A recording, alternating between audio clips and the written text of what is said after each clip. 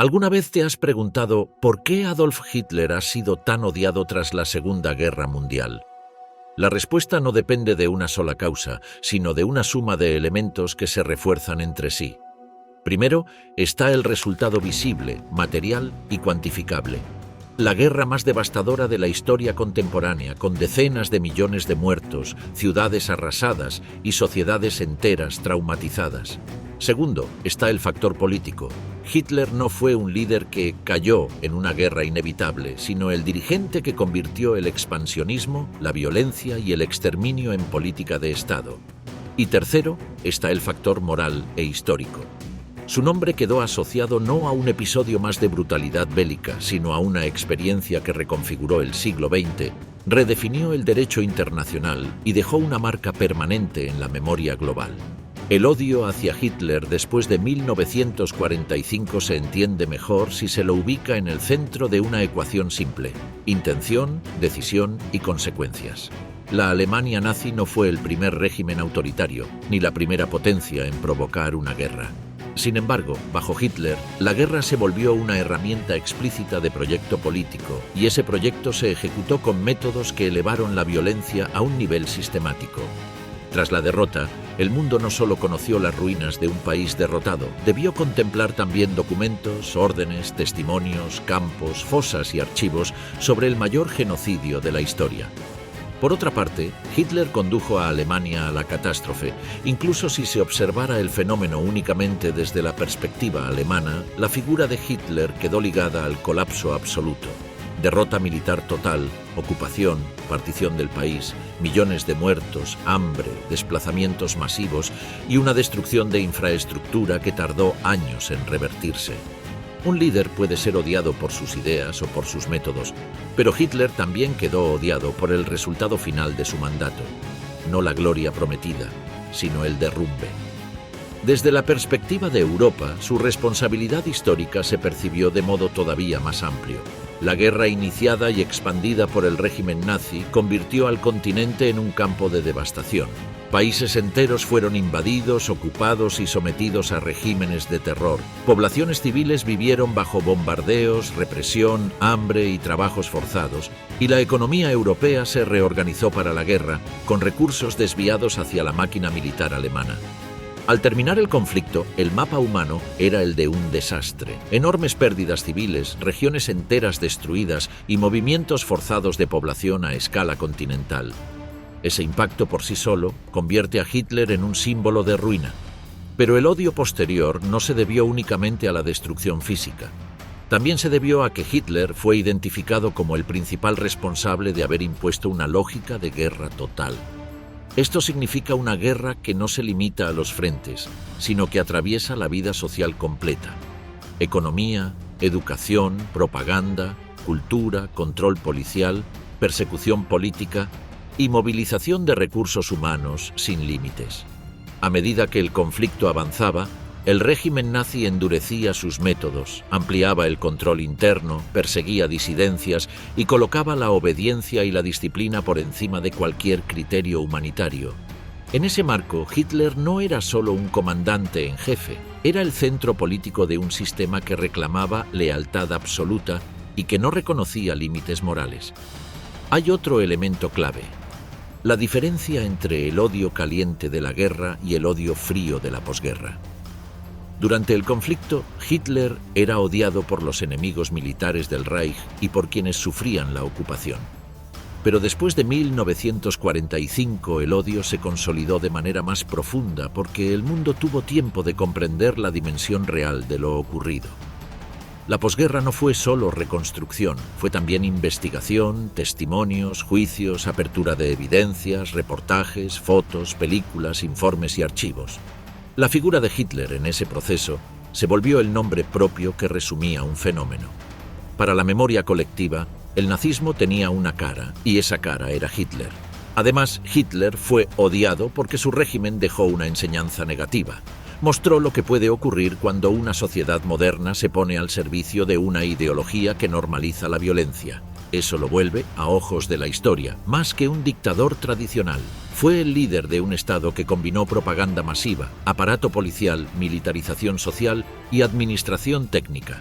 Tras la guerra, muchos países interpretaron que la amenaza no era solo Alemania, sino el modelo, el ejemplo de cómo un líder carismático puede convertir la frustración social en adhesión fanática y transformar el Estado en herramienta de opresión. Hitler se convirtió, así, en un símbolo de advertencia. También hay un aspecto político-diplomático que empuja el odio. La Segunda Guerra Mundial no terminó con un acuerdo negociado, sino con una rendición incondicional, ocupación y una reorganización internacional. La derrota alemana se convirtió en una referencia fundacional del orden posterior. Creación y consolidación de instituciones internacionales, redefinición de fronteras y establecimiento de marcos legales que nacen de la experiencia de la guerra y los crímenes asociados. En ese relato, Hitler quedó en el rol de antagonista histórico, la figura a partir de la cual el mundo justificó la necesidad de nuevos acuerdos. Sin embargo, para entender el odio a Hitler hay que evitar una simplificación. No es solo porque perdió. En la historia, muchos líderes derrotados fueron tratados como adversarios vencidos, no como emblemas universales del mal. Lo particular de Hitler es que su derrota dejó a la vista una arquitectura de violencia que iba mucho más allá de la guerra convencional. Ese punto todavía no lo desarrollamos en detalle aquí, pero ya aparece como sombra en el primer balance. No se lo odia únicamente por la guerra que provocó, sino por el tipo de guerra y por el tipo de Estado que consolidó. En el plano interno alemán, el odio o el repudio posterior también se alimentó de una ruptura. El contraste entre la promesa y el resultado. Hitler había construido legitimidad política ofreciendo recuperación económica, unidad, orgullo nacional y expansión. Pero al final del camino, Alemania quedó destruida, moralmente desacreditada y territorialmente alterada. Tras 1945, incluso muchos de quienes habían apoyado al régimen tuvieron incentivos para distanciarse. Y al mismo tiempo, los sectores que habían sufrido persecución política, censura y represión, encontraron en la caída del régimen la confirmación de lo que habían denunciado. Con el tiempo, ese proceso fortaleció la idea de Hitler como figura negativa central, aún dentro del país que lo había seguido. El Holocausto, crimen industrial y símbolo universal del mal estatal. El odio a Hitler después de 1945 se vuelve cualitativamente distinto cuando la guerra deja de ser solo destrucción militar y se vuelve, además, revelación. La posguerra expuso con nitidez que el régimen nazi no había sido únicamente una dictadura expansionista, sino un Estado que diseñó y ejecutó un programa de persecución y exterminio a escala continental. En ese descubrimiento, la figura de Hitler quedó asociada al crimen más emblemático del siglo XX, el Holocausto, entendido como la persecución y asesinato masivo de judíos europeos y, en paralelo, de otras poblaciones consideradas indeseables por el nazismo. Este punto no es accesorio. Explica por qué el odio a Hitler no se limita a un rechazo político, como ocurre con muchos líderes de guerra, sino que se transforma en una condena moral global. La guerra deja víctimas, ruinas, desplazamientos, hambre, pero el Holocausto introduce otra dimensión. La idea de que un Estado moderno, con funcionarios, presupuestos, listas, trenes, archivos y jerarquías, pudo dedicarse a matar de forma sistemática a una población por razones ideológicas. En la memoria posterior, Hitler se convirtió en el nombre propio que resume esa experiencia. Ese modo de mirar al otro hace que el odio se vuelva más frío, más estable y más fácil de ejecutar en masa. También influye el elemento de competencia interna del régimen nazi. Dentro de un sistema que premiaba el radicalismo, muchas veces avanzar implicaba demostrar mayor dureza, mayor pureza ideológica, mayor eficacia represiva. La SS en particular se concebía como el brazo que no debía fallar. Si el nazismo se proponía reordenar Alemania y luego Europa, alguien debía hacerlo sin titubeos. El odio antijudío dentro de la SS se convirtió en una especie de prueba de compromiso. No bastaba con obedecer, había que creer y mostrar que se creía. En ese punto aparece una dinámica psicológica importante. Cuando una institución construye identidad sobre un objetivo moralizado, cualquier acto puede justificarse como sacrificio necesario. Y si, además, el enemigo es descrito como omnipresente y engañoso, entonces se genera una sospecha permanente. Para la SS, el judío no era solo alguien visible en una comunidad. era también una amenaza invisible, capaz de esconderse, mimetizarse, mezclarse.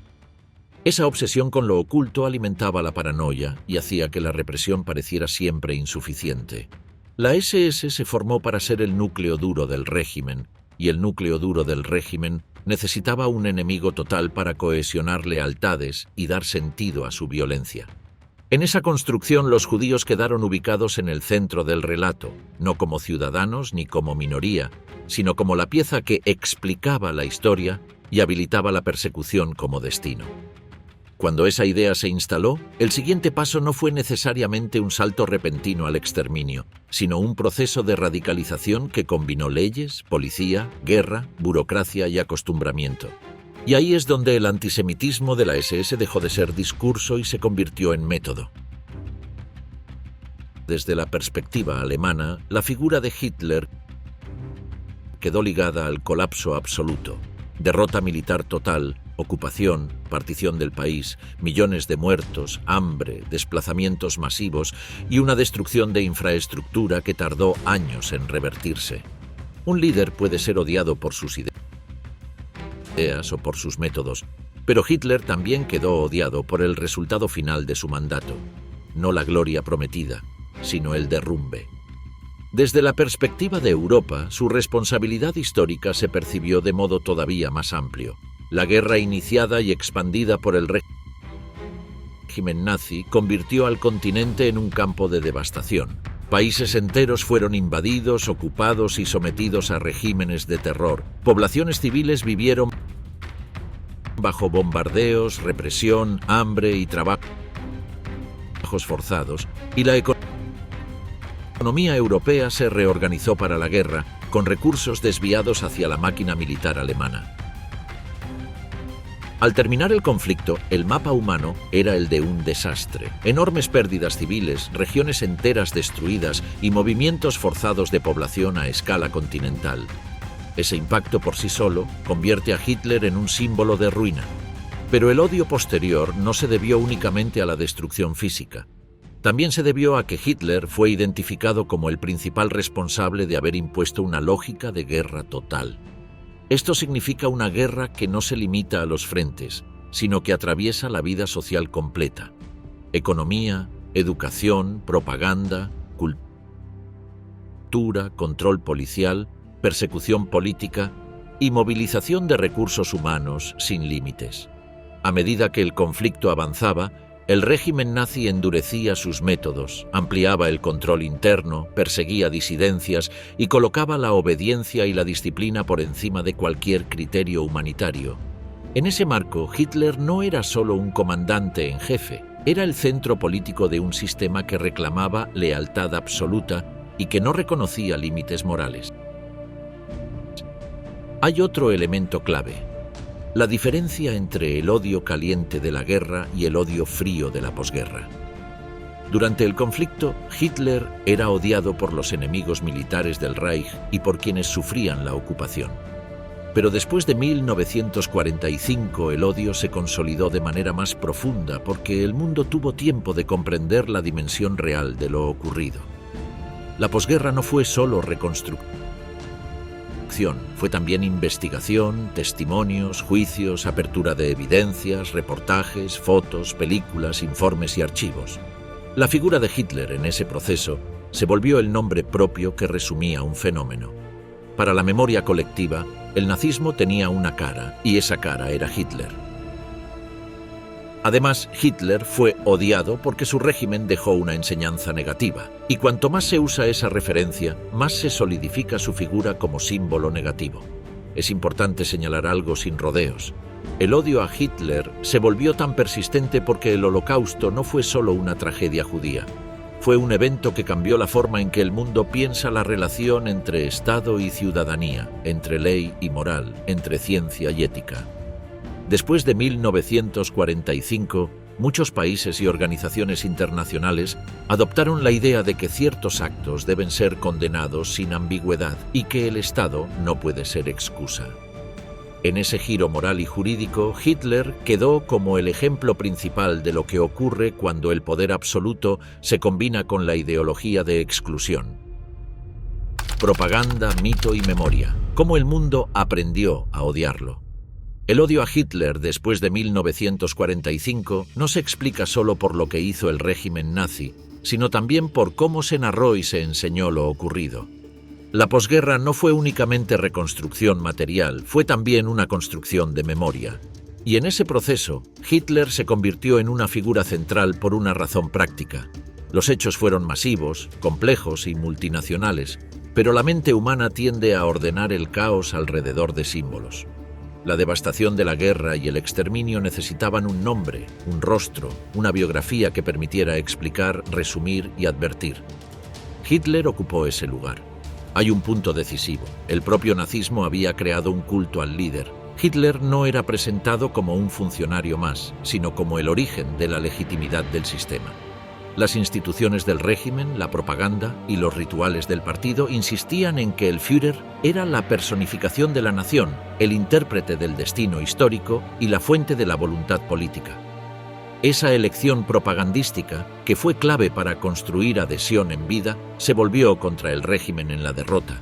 Si Hitler era el centro de todo, también sería el centro de la condena. Además, tras 1945 existió una necesidad moral y política de fijar una narrativa clara. La guerra dejó una Europa fracturada, una población traumatizada, millones de desplazados y un mundo que entraba rápidamente en una nueva tensión internacional. En ese escenario, el nazismo se convirtió en el ejemplo máximo de lo que debía evitarse y Hitler en su símbolo. Era una forma de delimitar el mal político con una claridad que ayudara a reordenar valores: democracia, derechos humanos, límites al poder estatal. La figura de Hitler servía como punto de contraste, todo lo que una sociedad no debía tolerar. La memoria se construyó con tres grandes canales que reforzaron el odio: la documentación, los juicios y la cultura popular. Primero, la documentación. El registro fotográfico y fílmico de la guerra y, en especial, de los campos y los cuerpos. La imagen tiene un poder particular porque parece eliminar la distancia. No exige un conocimiento previo para conmover, sencillamente muestra una realidad. Segundo, los juicios. La posguerra produjo un marco narrativo jurídico. El derecho no solo castiga, también define. Cuando un tribunal declara que ciertos actos son crímenes contra la humanidad o genocidio, está fijando una lectura histórica. Hitler, aunque muerto, aparecía como el origen de un régimen criminal. El lenguaje judicial ayudó a convertir la condena moral en categoría institucional. Ese proceso alimentó el odio no como pasión, sino como convicción colectiva. No era mi opinión, era un crimen probado. Y esa certeza se transmitió en educación, prensa y política. Tercero, la cultura popular. Cine, literatura, documentales, series, novelas, ensayos periodísticos. En décadas posteriores, Hitler se convirtió en un personaje histórico omnipresente, pero casi siempre en el rol de antagonista absoluto. La cultura popular hizo algo que la historiografía no busca necesariamente: simplificar para que el público entienda rápido. En esa simplificación, Hitler quedó fijado como el villano total. Esto no significa que la historia académica sea propaganda, sino que el consumo cultural masivo tiende a reforzar símbolos, y cuando un símbolo se repite, se vuelve parte del sentido común. Sin embargo, este aprendizaje del odio no fue uniforme ni inmediato. En la inmediata posguerra existieron tensiones en cómo cada sociedad procesó la experiencia. En Alemania, por ejemplo, la reconstrucción moral fue compleja. Hubo desnazificación, juicios, pero también silencios, excusas y desplazamientos de culpa. En países ocupados, la memoria se mezcló con relatos de resistencia y también con debates sobre colaboración. En la Unión Soviética, la narrativa se centró en la Gran Guerra Patriótica y el sacrificio masivo. En Estados Unidos y Reino Unido, se consolidó una lectura que unía liberación, victoria y condena moral del nazismo. Es decir, la memoria fue plural.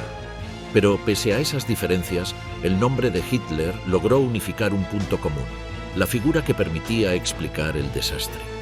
El odio a Hitler también fue alimentado por una forma particular de pedagogía: la idea de lección histórica. En escuelas, museos y conmemoraciones, el nazismo fue presentado como advertencia contra el racismo, el antisemitismo, el autoritarismo y la deshumanización. Hitler se vuelve la cara de esa advertencia. Esta pedagogía no busca solo recordar, busca prevenir. Y para prevenir necesita un símbolo claro. Así, el odio hacia Hitler se convierte en una herramienta cultural. No solo lo repudiamos, sino lo recordamos para no repetirlo. Además, Hitler encarna un fenómeno que inquieta a muchas sociedades, la posibilidad de que una población moderna apoye un proyecto criminal. La pregunta, ¿cómo fue posible?, se volvió central en la posguerra. Y cuando se busca una explicación, es más fácil concentrarse en el líder, su carisma, su discurso, su manipulación. Esa focalización no agota el problema, pero sí produce una reacción emocional fuerte. El líder aparece como el hombre que hipnotizó a una nación. La idea de manipulación masiva alimenta el odio, porque sugiere una traición. No solo hizo daño, sino que lo hizo seduciendo, prometiendo, engañando. La propia imagen de Hitler contribuyó a esto. Su estilo retórico, su teatralidad, sus gestos, su manera de hablar, sus símbolos, todo eso quedó registrado en filmaciones. A diferencia de los líderes anteriores, Hitler pertenece a la era audiovisual, y lo audiovisual intensifica la repulsión. Permite ver al hombre, no solo leer sobre él. Esa cercanía visual hace que el odio sea más concreto, más personal. No es un nombre abstracto del pasado.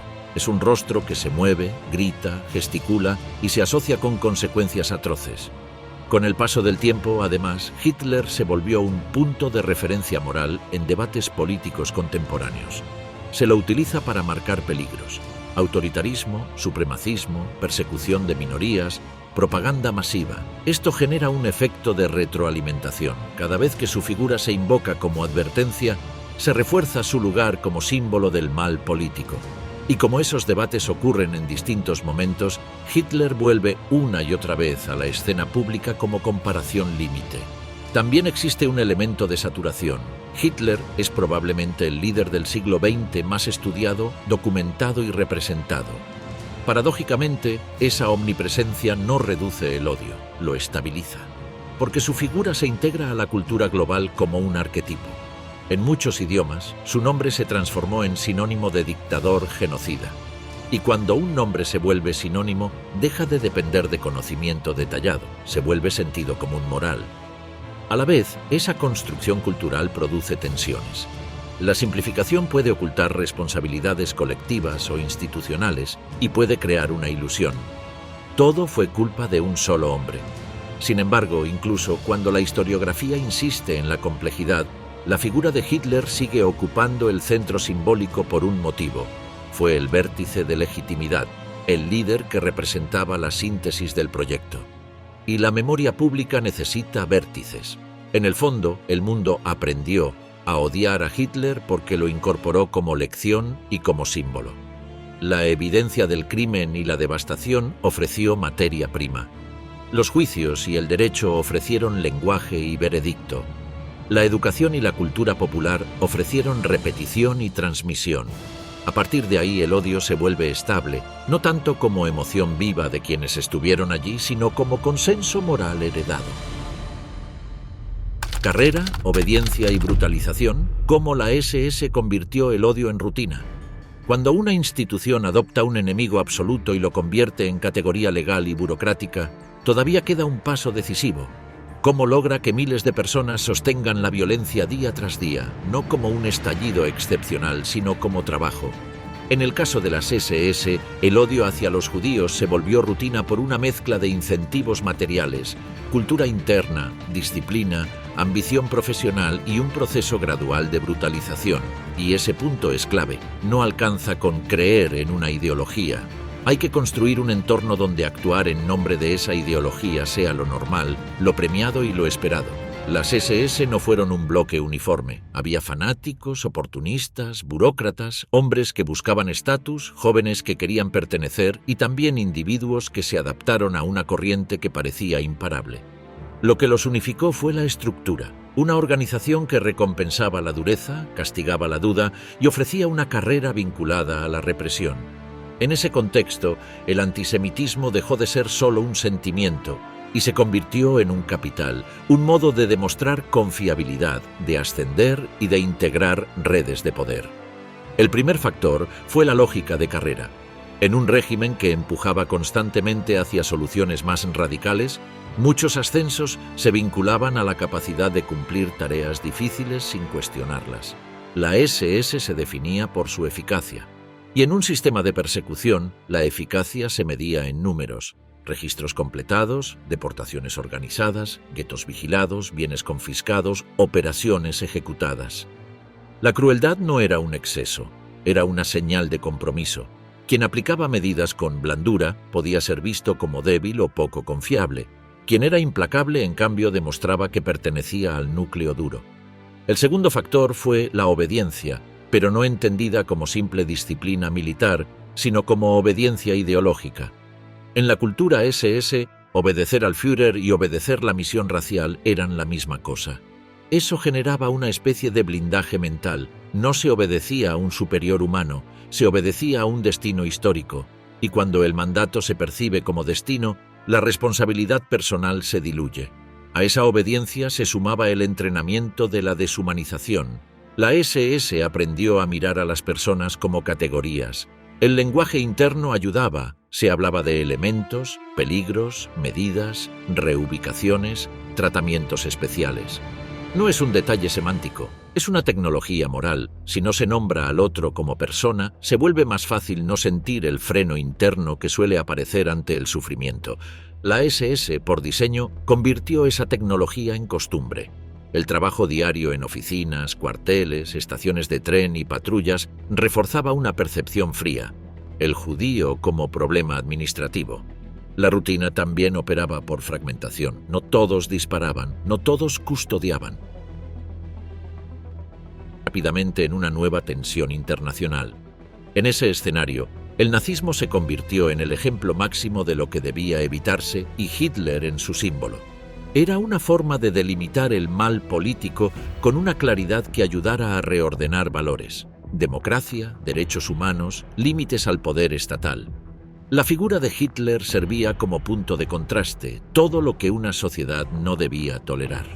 La memoria se construyó con 3 grandes canales que reforzaron el odio: la documentación, los juicios y la cultura popular. Primero, la documentación. El registro fotográfico y fílmico de la guerra y, en especial, de los campos y los cuerpos. La imagen tiene un poder particular porque parece eliminar la distancia. No exige un conocimiento previo para conmover, sencillamente muestra una realidad. Segundo, los juicios. La posguerra produjo un marco narrativo jurídico. El derecho no solo castiga, también define. Cuando un tribunal declara que ciertos actos son crímenes contra la humanidad o genocidio, está fijando una lectura histórica. Hitler, aunque muerto, aparecía como el origen de un régimen criminal. El lenguaje judicial ayudó a convertir la condena moral en categoría institucional. Ese proceso alimentó el odio no como pasión, sino como convicción colectiva. No era mi opinión, era un crimen probado. Y esa certeza se transmitió en educación, prensa y política. Tercero, la cultura popular. Cine, literatura, documentales, series, novelas, ensayos periodísticos. En décadas posteriores, Hitler se convirtió en un personaje histórico omnipresente, pero casi siempre no todos decidían. Muchos completaban formularios, sellaban documentos, calculaban cupos de transporte, administraban propiedades confiscadas. Esa división de tareas es fundamental para entender cómo un sistema de odio se sostiene. Cada individuo puede verse a sí mismo como un engranaje menor. El responsable de un registro piensa que solo registra, el encargado del tren piensa que solo transporta, el guardia del perímetro piensa que solo vigila. En conjunto, esa suma produce el resultado final. La SS, como organización, fue especialmente competente en esa fragmentación, porque tenía estructuras policiales, administrativas y luego militares que permitían repartir funciones. Pero la brutalización no fue solo burocrática. La guerra abrió espacios donde la violencia se practicaba de forma directa y repetida, y esa repetición produce habituación. En territorios ocupados, el contacto cotidiano con poblaciones perseguidas se daba en contextos de hambre, miedo y control armado. En ese escenario, la empatía se erosiona por varios mecanismos: el estrés, la presión del grupo, la sensación de impunidad y el aprendizaje de que el dolor ajeno no tiene consecuencias para quien lo causa. La SS construyó un clima donde las consecuencias casi siempre recaían sobre la víctima. no sobre el perpetrador. También actuó un elemento de complicidad irreversible.